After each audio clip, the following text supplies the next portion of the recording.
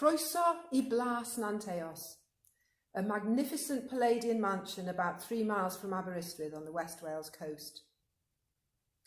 In many ways, the survival of this Georgian mansion is a miracle. So many 18th century gentry houses like Havod and Peterwell have been razed to the ground. But at Nanteos, here in this Grade 1 listed Rococo music room, we can come close to life as it really was for the Powell family who built this beautiful house, and which is now a luxurious country house hotel.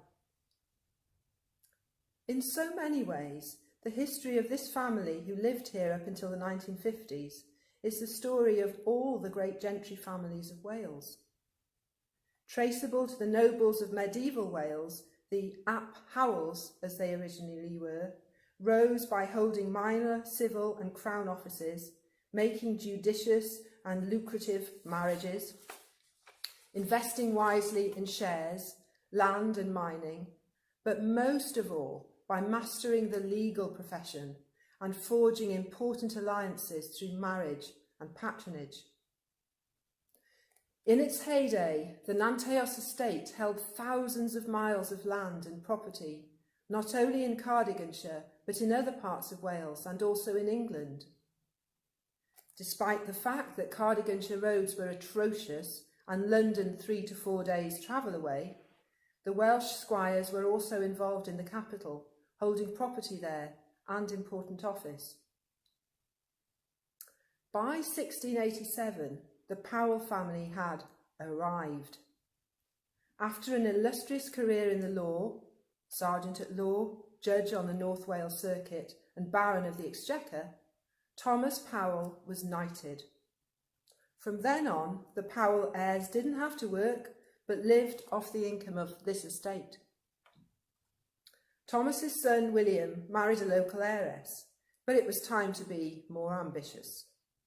For his own eldest son, also a Thomas, William Powell looked to secure an English marriage. This he did in the person of Mary Frederick, who was extremely well connected and whose family was fabulously wealthy by Cardiganshire standards. Mary's brother was Sir John Frederick and her sister was the Duchess of Atholl. It was Mary's money that Thomas Powell used to build his fabulous new house.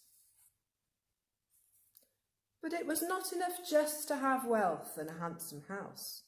Now the family were looking for major political office and to vie with the big boys, the Prices, the Vaughans, the Lloyds, to be MPs.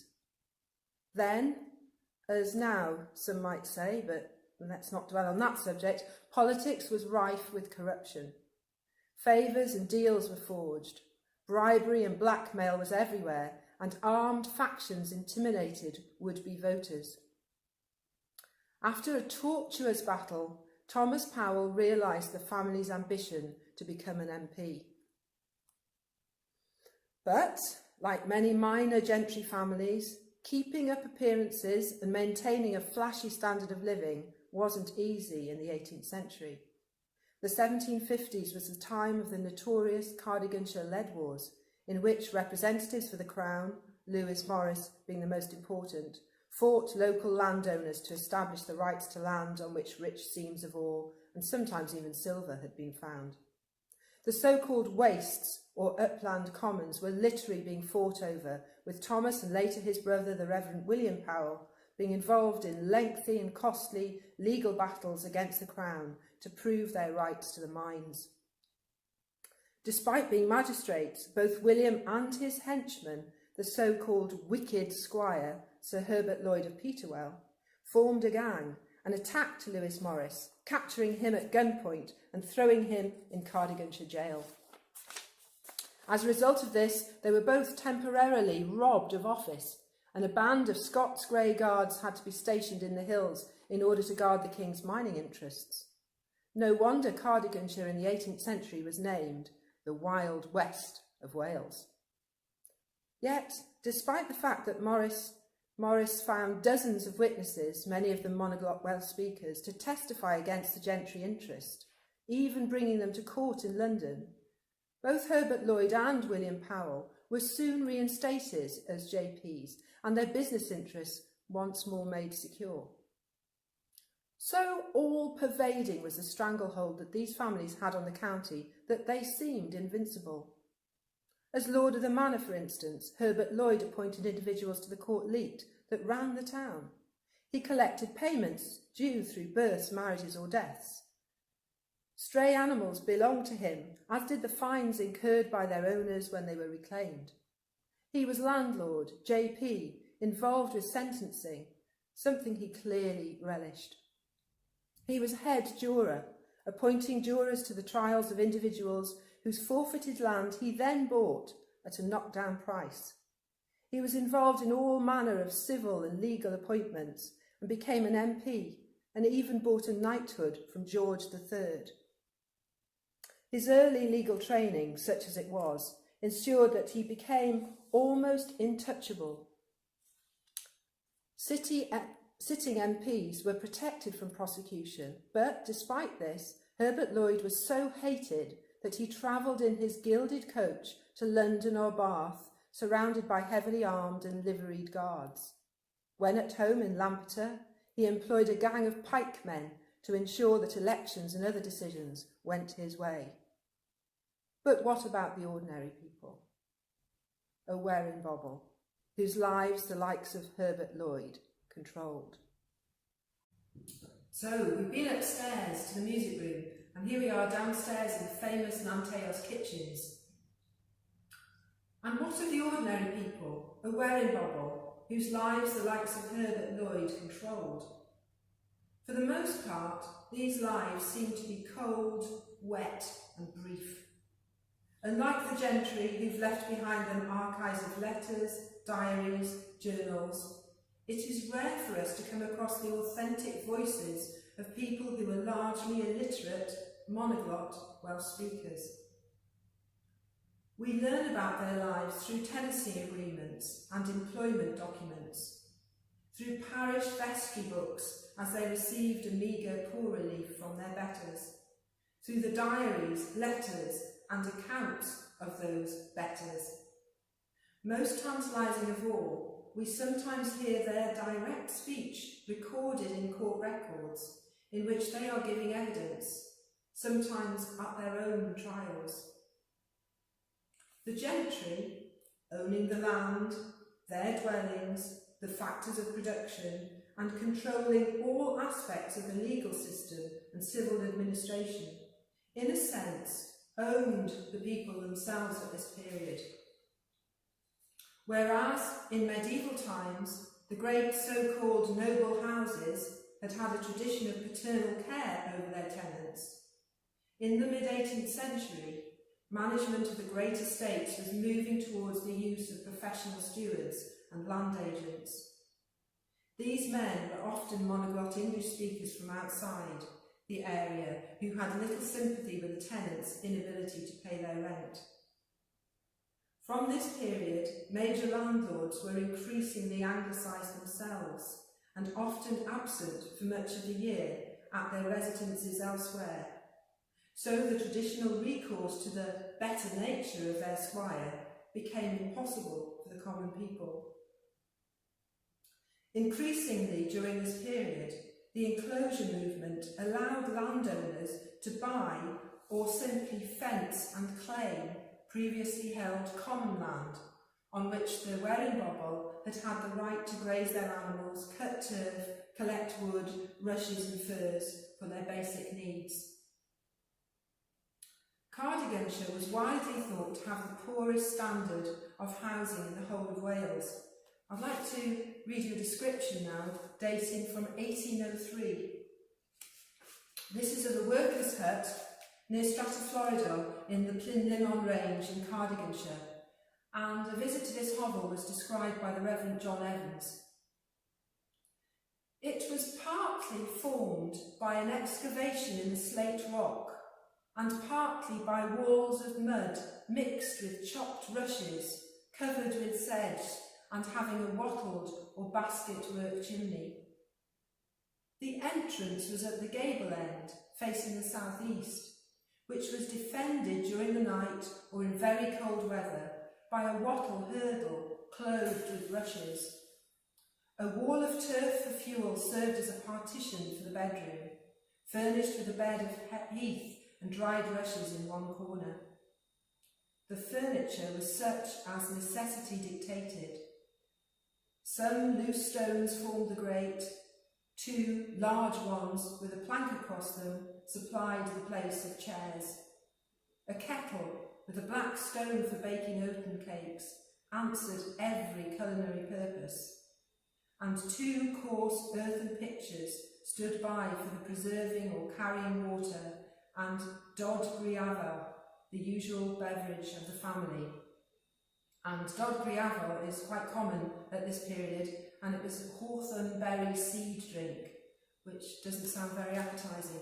So even by 1803, it's common to find dwelling places like that in Cardiganshire, and actually there are photographs of hovels like that. And if you think photography is not widely in use until 1880, 1890, so to have a photograph of a hovel like that and a poor person standing in front of her hovel is really quite shocking. Accusations that the gentry spent their money more on improving their various houses and landscaping their parks was borne out in the fact that mining methods in Cardiganshire were largely the same as they had been in Roman times. Except for the use of gunpowder underground and water to drive ore-crushing hammers at some of the bigger mines, work was done solely by hand. Women with bandaged hands splitting the ore with hammers, and children picking through the rubble to extract the nuggets of lead that were described as being like plums. Women also carried the ore in baskets on their heads, and the Cardiganshire roads were so bad that goods were mostly transported by pack horse or mule or even oxen train rather than by wheeled vehicles. To the mine owners belonged not only the mines themselves, but the dwellings of the miners, many of whom lived away from their families in barracks. The notorious truck system was in operation in many mines, whereby the mines sold equipment and provisions to their workers at an inflated price. Far in the hills there was no competition, and their monopoly over people's lives was complete. Further down the mountain, though land was more useful, tenancies were precarious and there was little incentive to improve your holding. The ruthless estate stewards were also election agents, and those tenants eligible to vote in elections often had to swear an oath of loyalty to their landlord upon signing the lease for their holding. Their vote was not private, and the threat of eviction for not supporting their landlord's interests was very real. Several of the big estates even operated a system of paid informers before elections. David Powell's book about the poor of Cardiganshire is fascinating in its study of this aspect of people's lives. The church was of little help. Just as the landlords were increasingly absent, so vicars, often only able to speak English, contracted out their duties to poorly paid curates. These men were known for drinking, gambling and cockfighting, even in the churchyards, and there is evidence of the church being dissolute and negligent in many parishes. Though many ordinary people made up the violent mobs that injured and in some cases even killed Methodists and dissenting preachers in this period, the New Zealand passion of charismatic figures such as Howell Harris and Daniel Rowland gave many poorer people a renewed hope. Some of the very poorest in society depended upon poor relief, wearing the pauper badge in red or blue cloth prominently on their sleeves. Again, the same figures that administered this relief were also the JPs, handing out the harsh sentences for vagrancy or bastard bearing, and having to contribute themselves to the poor rate, there was little incentive for them to be generous. Poorer women and children scoured the hillside, collecting discarded sheep's wool, caught on gorse or brambles, or they collected cockles and seaweed on the shore. The sentences for property theft were extremely harsh in this period. You could be transported or even hung for the theft of a sheep. Burned with a branding iron for petty theft, thrown in the stocks and pelted with missiles, even killed on occasion, and whipped publicly about the town for being homeless. But though these people sometimes used to beg for eggs or pay their rent in butter, they were not always passive or compliant. Just as they had joined in mobs to chase away the Methodists and dissenting preachers at the behest of the gentry, who, in the words of Powell himself, hunt us like partridges, so these people rioted against corn prices and duties and against the intimidation of voters at elections, famously setting fire to Carmarthen town in 1755. Despite severe difficulties, freeholders sometimes banded together to pose a legal challenge to such injustices as the enclosure of common land, and then, as now, no details supplied, there was a thriving black market economy operating under the radar of the taxing authorities in Cardiganshire. Smuggling was seen as a legitimate activity, and even wrecking was documented. Colliers and quarrymen formed temporary militias to terrorise magistrates or to collect debts for those able to employ them. Poaching was rife, as was vandalism of the walls and hedges used to cut off the people from their traditional rights to graze animals and collect fuel on the ancient commons. Squatters cost landlords fortunes and sleepless nights to evict. It was customary to build a dwelling on common land. If smoke was issuing from the chimney of the tea north by morning, then the builder would have the right both to the building itself and to a small patch of land surrounding it. Originally of mud, thatch and furs, many of these cottages have since been improved and are found throughout the Cambrian mountains even today. Though felons were sometimes injured whilst in the stocks or on the way to the scaffold, it was not unknown for mobs to rescue more popular prisoners from the stocks and the whipping posts, and even to saw down gibbets. Some parts of towns were no-go areas, and I want to leave you with an account of how women, made tough by their hard work in the mines, quarries and herring fisheries of the time, were able to terrorise the authorities. There is an account from 1730 by High Constable Edward Parry, who, after having arrested Phoebe Ledbetter on suspicion of felony, was forcefully robbed of his prisoner by a man he charged to help him, aided by a mob of angry women who'd surrounded him. And an even more interesting story of Moll Gorch, or Red Moll, the common whore of Llandaf, who was rescued by a mob of women after robbing a hapless client. So, many of these feisty, long-suffering individuals were our ancestors, and it's a constant source of awe to me that they survived at all. Even into the 20th century, my family was servants to the gentry, renting cottages from the great Cardiganshire estate, working in the lead mine at Estradanion, and taking a day off school to remove their caps and open the gates for the famous Cardiganshire hunts run by the Price family. The more I know about my ancestors' lives, the more I admire them for their sheer endurance and resilience. Aware in Bobble or Gymru, I salute you.